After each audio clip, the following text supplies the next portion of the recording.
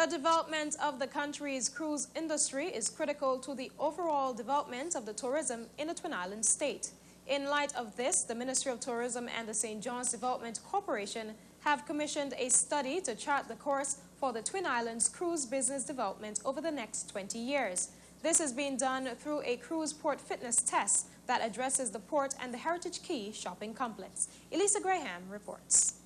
Approximately $50,000 will be spent by the Ministry of Tourism and the St. John's Development Corporation to conduct the study. The Tourism and Civil Aviation Minister John McGinley says the ministry will bear the majority of that cost. He says the overall aim of the study is to create an action plan for the development of the cruise industry. All of us know what we are working on together, because from time to time St. John's Development, as the minister responsible for St. John's Development and for the Antigua Pier Group, we meet to talk about the development of the cruise industry in Antigua. I see Mr. Colin James, the Tourism Authority, when we have a discussion with the Tourism Authority about marketing and branding. So the cruise tourism platform is a very important part of our future development.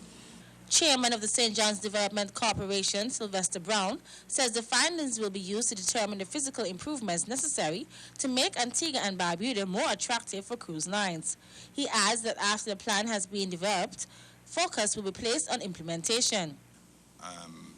The board is of the opinion also that it is not just about developing a plan.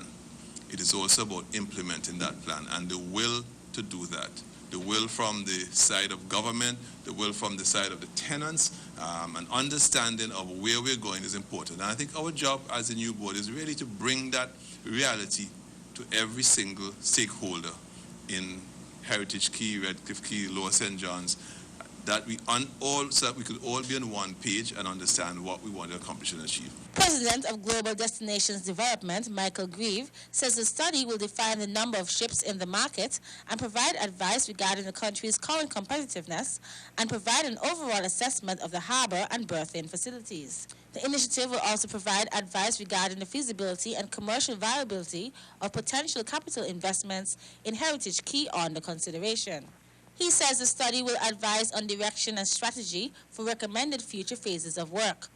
What we are going to undertake is the cruise destination fitness test, which will provide a clear and impartial evaluation of the port area in Lower St. John's, in particular Heritage Quay, Redcliffe Quay, and the surrounding areas to determine the viability of the destination today.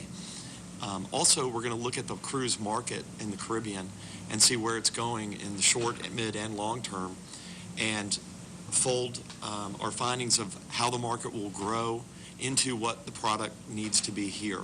This study should be completed by the end of June, and the St. John's Development Corporation is expected to begin implementing improvements later in the year.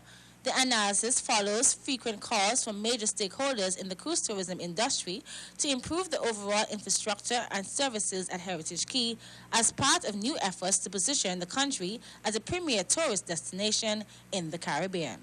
For ABS News, Elisa Graham reporting.